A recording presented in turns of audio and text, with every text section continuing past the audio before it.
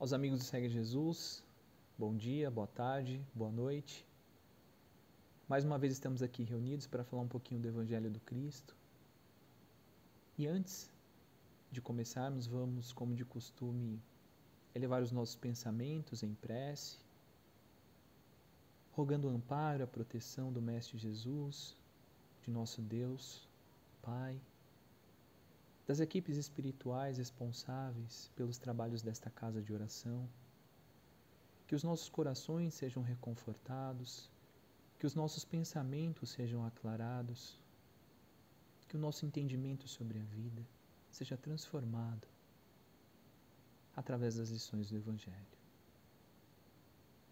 Que a paz do Mestre, que a paz e o amor de Deus nos envolvam hoje e para todo sempre.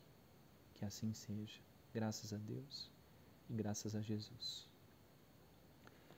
Meus amigos, nós vamos falar um pouquinho sobre o capítulo 17, item 3 do Evangelho segundo o Espiritismo. O capítulo 17, um capítulo importantíssimo do Evangelho segundo o Espiritismo, ele tem como título geral o Sede Perfeitos. O item 3, que será objeto do nosso comentário de hoje, ele vai nos explicar, nos trazer elucidações sobre o homem de bem. O que é, ou quem é, o homem de bem? Quem é a mulher de bem? O que significa ser um homem ou uma mulher de bem? A lição de início já nos traz uma característica fundamental do homem e da mulher de bem. O homem de bem é aquele que cumpre a lei de justiça, de amor e de caridade em sua maior pureza. É o justo, é aquele que ama o próximo como a si mesmo. Lembramos-nos que a caridade, tal qual entende Jesus, conforme está escrito no Livro dos Espíritos, significa benevolência para com todos, fazer o bem a quem quer que seja, indulgência diante das faltas alheias, compreender o erro do outro e perdão das ofensas. Essa é a característica máxima do homem e da mulher de bem. A observância das leis de justiça, de amor e de caridade. Mas para isso, aí passamos a uma segunda característica, o homem e a mulher de bem indagam-se constantemente sobre suas ações. Questionam a todo instante sua consciência para saber se agiram de forma correta nessa ou naquela situação, se fizeram todo o bem que podiam ter feito nessa ou naquela situação, se eventualmente prejudicaram alguém, se malferiram os sentimentos de alguém, se perderam a oportunidade de ser úteis quando poderiam ter sido, se o fizeram voluntariamente ou não, se alguém tem alguma coisa contra eles. Essa indagação é uma indagação constante para o homem de bem. Há uma revisitação da consciência a todo instante, porque só assim nós conseguimos perceber o que estamos fazendo e como estamos fazendo. Só assim nós conseguimos, de fato, fazer uma leitura clara da nossa postura diante das leis divinas. Só assim nós conseguimos, de fato, inquirir numa autoanálise sincera, inquirir aquilo que nós realmente somos, com qual intenção nós fazemos. Qual é o reflexo, qual é o resultado das nossas ações e pensamentos. O autoconhecimento é um passo imprescindível para que nós possamos, de fato, transformar as nossas condutas, os nossos pensamentos, tendo sempre como baliza a máxima da justiça, do amor e da caridade. A essência do cristianismo, que é amar ao próximo como a si mesmo. Amai-vos uns aos outros como eu vos amei, nos disse Jesus. Amai-vos uns aos outros como eu vos amei, e todos vos reconhecerão como sendo meus seguidores. Esta é a essência da mensagem cristã. Tudo que estiver contrário a isso, tudo que se opuser à ideia do amor ao próximo, é oposto ao Evangelho. E é oposto a qualquer ideia de bem que nós possamos conceber, segundo o próprio Cristo. Além disso, o homem de bem deposita sua fé em Deus, tem esperança no futuro, tem fé no futuro, sabe que as vicissitudes, as dificuldades da presente existência são fruto das provas e expiações tão necessárias ao processo evolutivo. O homem e a mulher de bem reconhecem que nada escapa a um conceito de justiça, a lei máxima de justiça divina, que tudo o que nos ocorre obedece a uma lógica de justiça.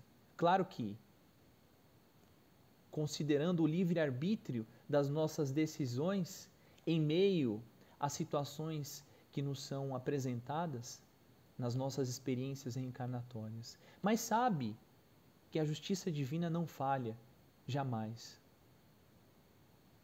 Mas essa fé em Deus, essa convicção em relação ao porvir, não traduzem para o homem e a mulher de bem uma conduta passiva diante da vida.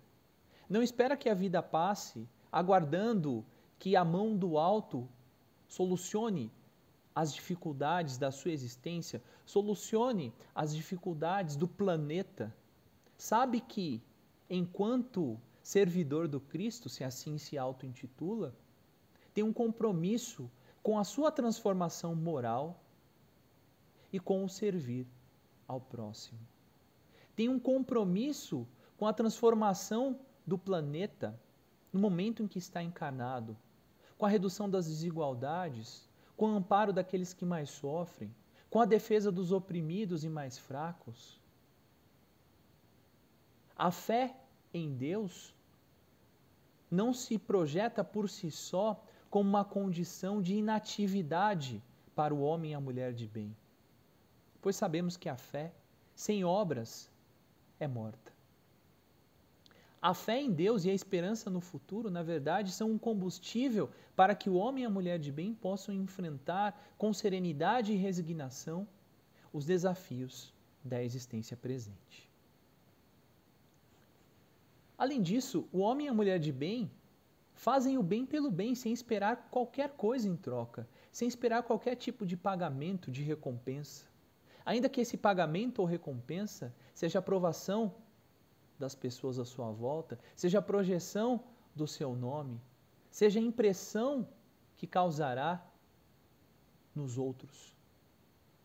O bem é realizado pelo bem, porque isso é o certo a fazer. A justiça é feita pela justiça, porque esse é o caminho correto. Não há recompensas, não há uma relação de troca com a divindade. Faço isso, recebo aquilo.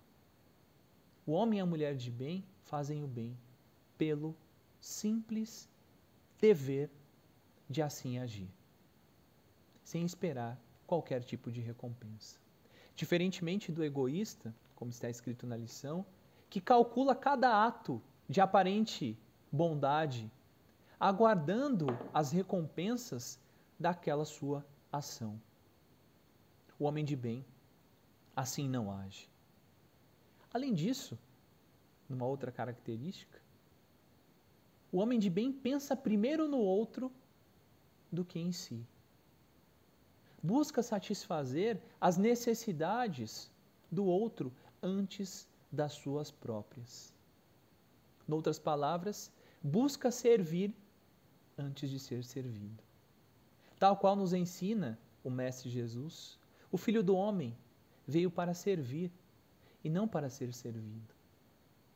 Aquele que quiser ser o maior de todos, será o último de todos e o servo de todos. O homem e a mulher de bem têm consciência dessa necessidade de servir o próximo, de servir ao irmão. Além disso, o homem de bem e a mulher de bem não fazem qualquer tipo de distinção no que diz respeito à raça, à origem, à condição social, econômica, sabendo que todos nós somos espíritos, partidos da mesma essência divina, que somos irmãos de uma grande família humana. Qualquer tipo de ato discriminatório, seja ele qual for, origem, raça, sexo, é contrário à ideia cristã.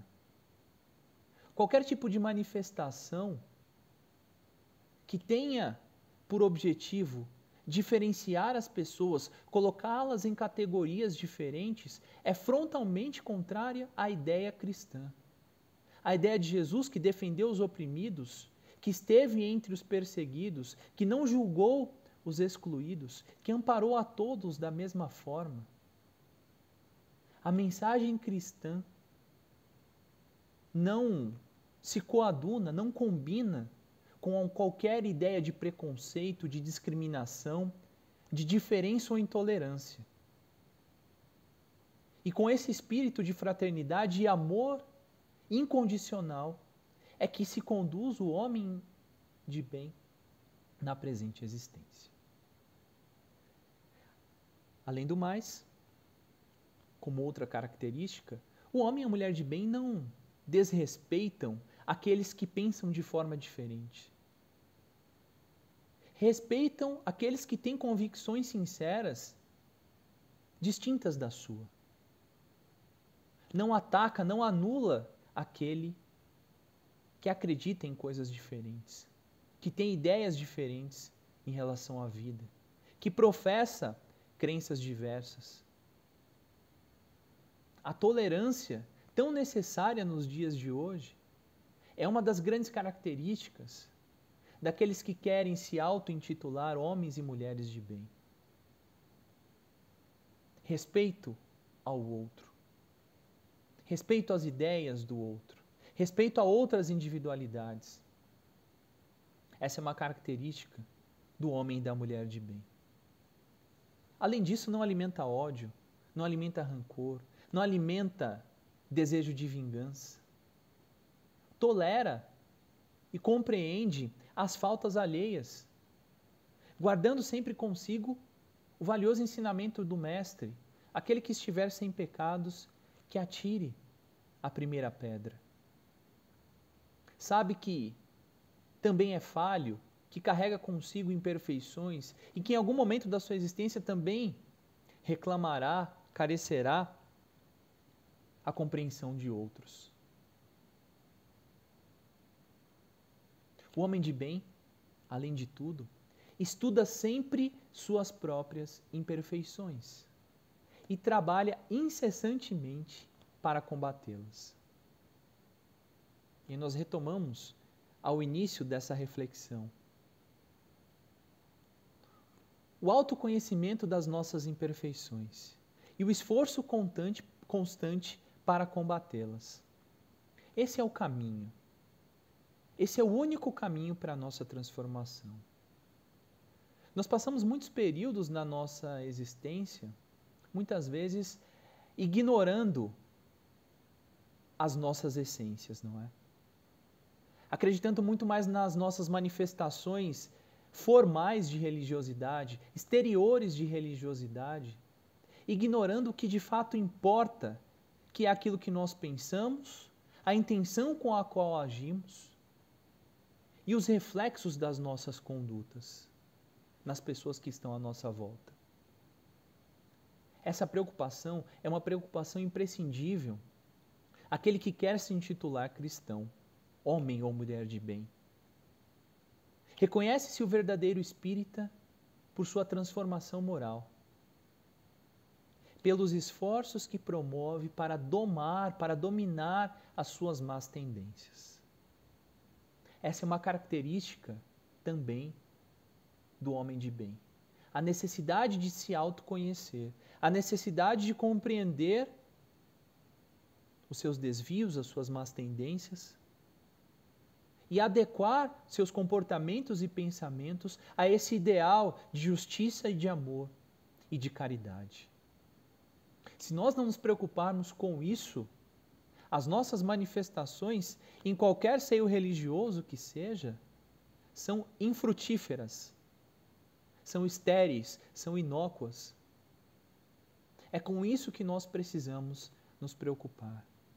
E é isso que a lição de hoje, trazida no capítulo 17, item 13 do Livro dos Espíritos, do Evangelho segundo o Espiritismo, nos provoca em indagação. O que nós estamos fazendo com a nossa religiosidade? Quais são as intenções que nos movem diante da vida? Quais são as reais intenções quando nós agimos dessa ou daquela maneira? Quais os efeitos dos nossos comportamentos às pessoas à nossa volta? Precisamos pensar e refletir honestamente a cada dia e cada vez mais sobre isso. Não nos percamos nas formalidades da aparência e da exterioridade. Valorizemos e aproveitemos o tempo que nos é confiado e propiciado na presente existência para esta reflexão. As conquistas do Espírito são as conquistas que nós precisamos carregar. Esse é o objetivo do ensinamento do Cristo. Meu reino não é deste mundo. As conquistas efêmeras da matéria são passageiras, mas as transformações profundas e verdadeiras do Espírito jamais se perderão. Mais uma vez, agradecidos aqui que estamos por essa oportunidade de reflexão, vamos cerrar nossos olhos e agradecer ao Pai, a Jesus, aos companheiros do plano maior, pelos ensinamentos de hoje, rogando que o amor do Cristo envolva toda a humanidade, envolva todas as casas de oração, envolva todos os homens e mulheres de bem, que buscam a sua transformação moral. Envolva todos aqueles que doam seu tempo, sua vida, seu conforto para servir e auxiliar aqueles que mais sofrem. Que um sopro de esperança e de fé no futuro possa alcançar-lhes o coração. Que a paz do Cristo, que o amor do Pai, sejam conosco, hoje e para todo sempre. Muito obrigado pela atenção de todos, um feliz Natal e um ano novo repleto de novas possibilidades de transformação. Muito obrigado.